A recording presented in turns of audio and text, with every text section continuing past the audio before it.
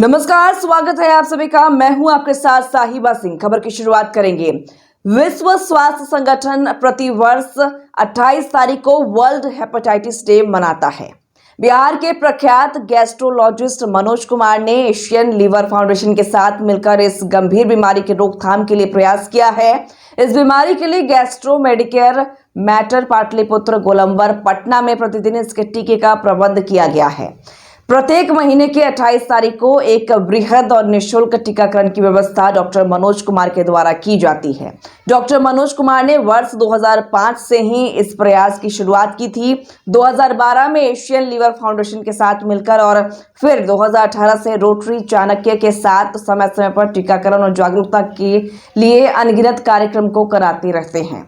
आज इस प्रयास के तहत 1 लाख टीका खुशी कुमारी के साथ साथ अन्य 48 मरीजों को गैस्ट्रो मेडिकेयर सेंटर में दिया गया।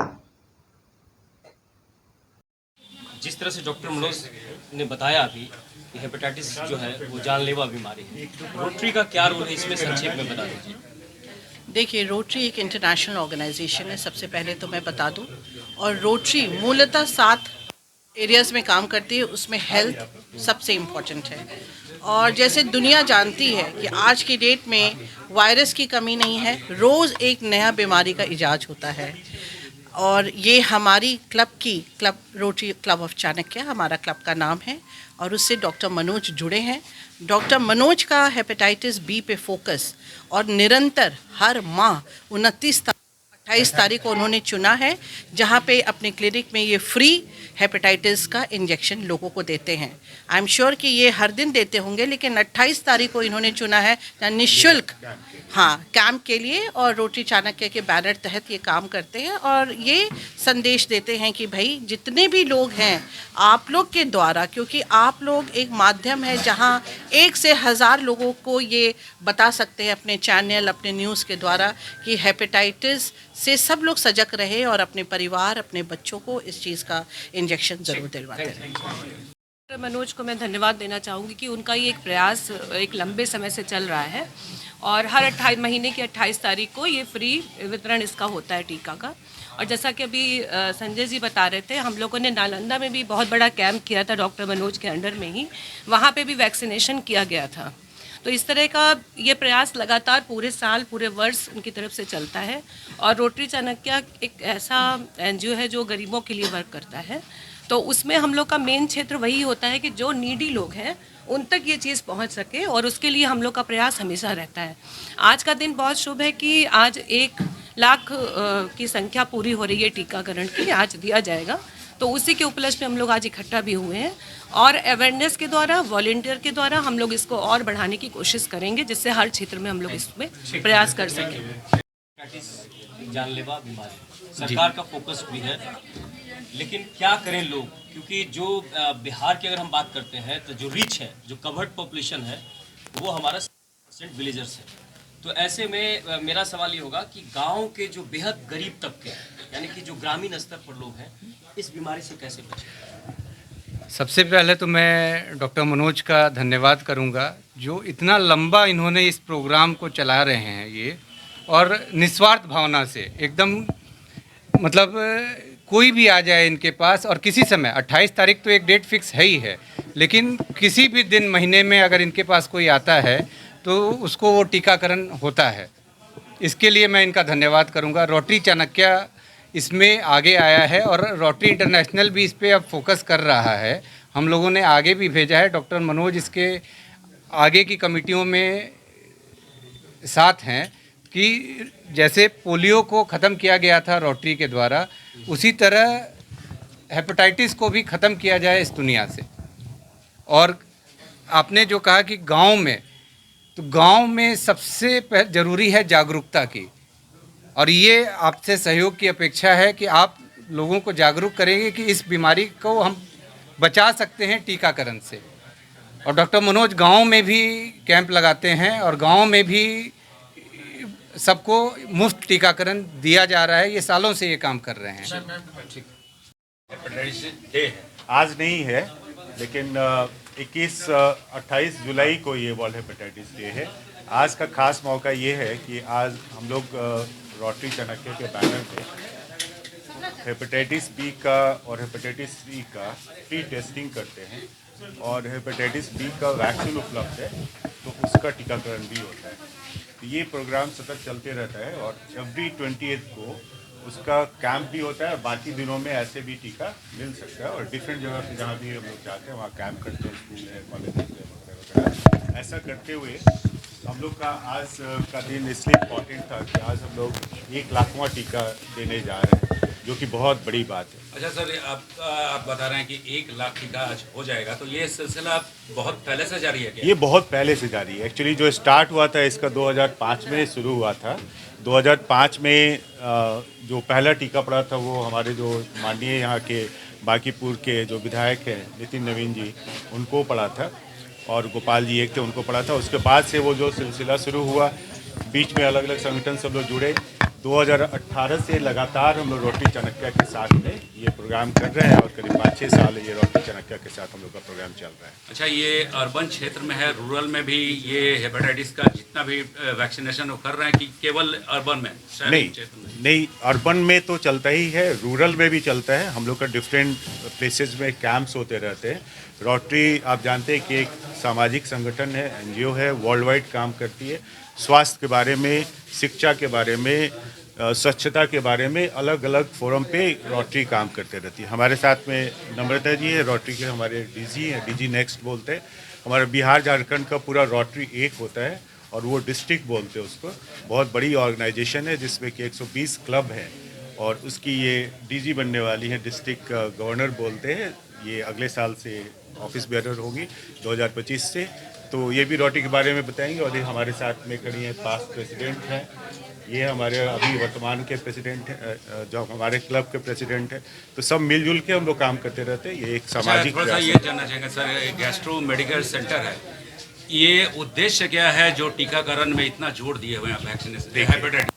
बहुत अच्छा सवाल किया आपने। उद्देश्य क्या है? ये एक्चुअली कोई बात आपको प्रभावित करती है। मैं शुरुआत में जब 2005 की जो बात है उसके पहले मैं IGMS पे था, फिर महावीर कैंसर में था, स्टार्ट ही क्लिनिक किया था। तो एक महिला आती थी, मुस्लिम महिला थी, तो पहले खुद को दिखाने आई, उनको हेपेटाइटिस B निकला। रिसेंटली उनके हस्बैंड की डेथ हुई थी। फिर मैं बोला कि ये स्क्रीन कराइए फैमिली में। उनके 8 बच्चे थे और 8 बच्चे उनके पॉजिटिव निकल गए। जो सबसे छोटा बच्चा था वो गोद में था, 6 महीने का था। वो एक्चुअली आई ओपनिंग था मेरे लिए, क्योंकि हेपेटाइटिस में क्या है कि अगर बचपन में ये इन्फेक्शन होता है तो ये क्रॉनिक इन्फेक्शन में टर्न कर जाता है। अगर बचपन में हो रहा है तो 90% लोग का हेपेटाइटिस क्योर नहीं होता है। एडल्ट में अगर होता है तो 10 से 15% लोगों का हेपेटाइटिस क्योर हो सकता है, जो एक्यूट हेपेटाइटिस रहता है। बाकी 85 to 90% में क्रॉनिक होता है। तो ये देख के मेरा मन बड़ा ही अजीब लगा कि जो चीज़ प्रिवेंटेबल है, आज देखिए पूरे वर्ल्ड में करीब 40 करोड़ आपके 40 करोड़ मरीज़ है आपके इसके हेपेटाइटिस B के, और करीब 4 करोड़ के अराउंड हेपेटाइटिस C के मरीज़ है। इंडिया में करीब 40 लाख मरीज़ हैं आपके इसके हेपेटाइटिस C के, और 4 करोड़ मरीज़ इसके हैं हेपेटाइटिस B के। इतनी बड़ी संख्या में लोग इससे इन्फेक्टेड है, और एक डेटा बताता है कि 1 लाख से ज़्यादा लोग हर साल सिर्फ हेपेटाइटिस B से जिनकी मौत हो रही है। ये दुर्भाग्य है कि जो लीवर जो है ना, वो आमतौर पे उपेक्षित रहता है, क्योंकि बहुत स्ट्रॉन्ग ऑर्गन है और हमेशा वो साथ देने का कोशिश करता है।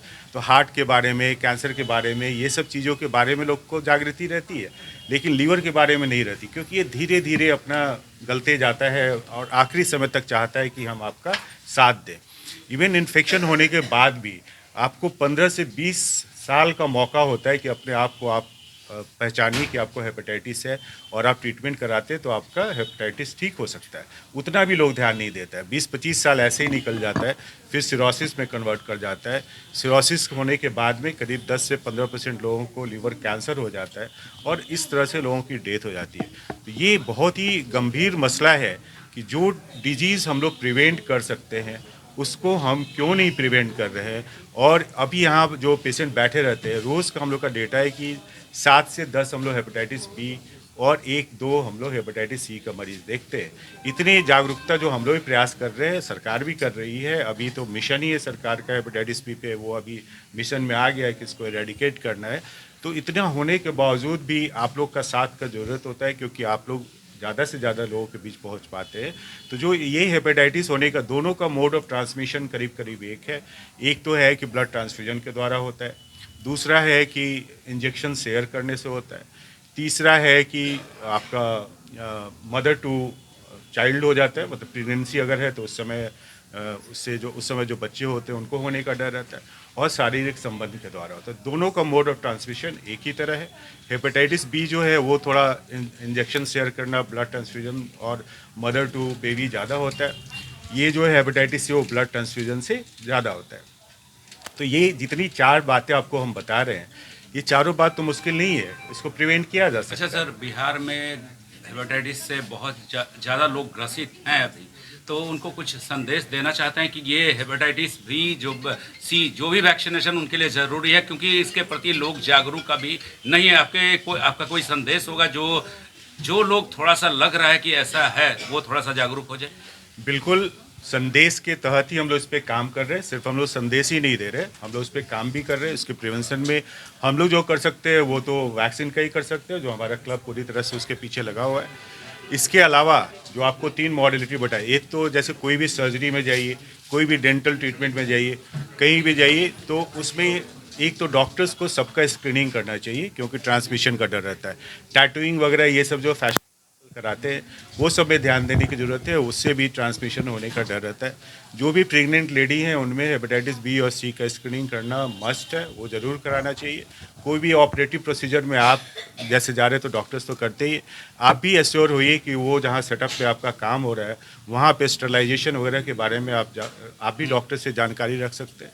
तो अगर आप में जागरूकता है तो आप इससे बच सकते हैं। आप जैसे कि टेस्ट भी कराते हैं, आप अपना हेपेटाइटिस बी सी का भी जैसे ब्लड शुगर वगैरह का टेस्ट कराते हैं, साल में 1 बार करा लीजिए, एक ही बार करा लीजिए, बार बार कराने की जरूरत नहीं है। तो अगर पहले से इन्फेक्शन है तो आपको आइडिया हो जाएगा। और लीवर का प्रॉब्लम होने में करीब करीब 1 साल लग जाता है ज़्यादा प्रॉब्लम होने में। ऐसे में अगर साल में 1 बार आप टेस्ट कराते हैं कोई दिक्कत नहीं है। हेपेटाइटिस बी का तो वैक्सीन अवेलेबल है, अगर आप वैक्सीन ले लेते हैं तो फिर टेस्ट कराने की भी जरूरत नहीं है। 3 टीका पड़ता है, तीन टीका इसका पड़ता है। 0, 1, 6 का स्टैंडर्ड है जो इंटरवल रहता है, और ये 99% आपको सिक्योर करता है, 99%। अगर आप हाई रिस्क पे है तो आप उसका anti-HBs टाइटर होता है वो टेस्ट करा के भी देख सकते हैं, उससे आपकी जो इम्यूनिटी है उसके बारे में आपको आइडिया हो जाता है। तो पूरी तरह से ऐसी संभावना है कि आप हेपेटाइटिस से बच सकते हैं। ये हम लोग जो बात कर रहे हैं जो सीरियस टाइप का है, जो क्रॉनिक में कन्वर्ट करता है। आमतौर पे अभी बरसात का दिन आने वाला है, इस सब सीजन में जो आप देखते हैं जॉन्डिस, वो बेसिकली एक्यूट होता है, और वो हेपेटाइटिस ए और ई के चलते होता है। वो भी कितना सामान्य रूप से आप बच सकते हैं, अगर खाने पीने में आप स्वच्छता रखते हैं तो आपको हेपेटाइटिस से आप पूरी तरह से बच सकते हैं। अच्छा तो सर, बहुत ये मुश्किल नहीं है। 2005 में आपने शुरू किया था, इसको 19 साल हो गया है। ये इसको आगे कब तक निरंतर जारी रखिएगा या 2024 तक है ये? नहीं, ये तो चालू ही रहेगा। एक तो हम अपने क्लब को भी धन्यवाद देना चाहते हैं कि उन्होंने इसमें कोऑपरेट किया, और इसको आगे, अब जब क्लब भी साथ में है तो बंद होने का कोई इसमें ये नहीं है। हर कोई जो प्रेसिडेंट आता है वो अप्रिशिएट करता है, और हमेशा लोग आते हैं, सहयोग करते हैं, और उससे ये आगे बढ़ते जाता है। अप्रिशिएशन बहुत इंपॉर्टेंट होता है, और हम लोग अब एक सिस्टमेटिक वे में काम करने लगे हैं, इसलिए हम लोग को दिक्कत नहीं होती, आगे भी अच्छा, आज कंटिन्यू। तो 1 या 2 टीकाकरण हो जाता है तो 1 लाख हो गया, आपको कैसा लग रहा है सर? देखिए, हमको तो बहुत अच्छा लग रहा है। एक्चुअली हम लोग ऐसा प्रिपेयर्ड, कल ही हम लोग को पता चला तो कि पूरा होने जा रहा है, तो अपनी खुशी रोक नहीं पाए, और सोचे कि आप लोग के थ्रू लोगों के बीच में ये संदेश भेजे। एक फ़ायदा ये भी होता है कि बाकी जो चिकित्सक हैं, बाकी जो NGOs हैं, ऑर्गेनाइजेशंस हैं, उनको भी जब ये बात पता चलती है तो वो मोटिवेटेड होते हैं, और वो समाज में आगे आते हैं, और इस तरह से समाज में बीमारी के बचाव में हेल्प करते हैं। हम लोग चाहते हैं कि पूरे लोग, हर आदमी को इसके बारे में अवेयर होना चाहिए, आप लोग को भी होना चाहिए, और इस बीमारी से हम लोग के समाज में जो लोग हैं, पूरे राज्य के, पूरे देश के, पूरे विश्व के लोग को बचाना है।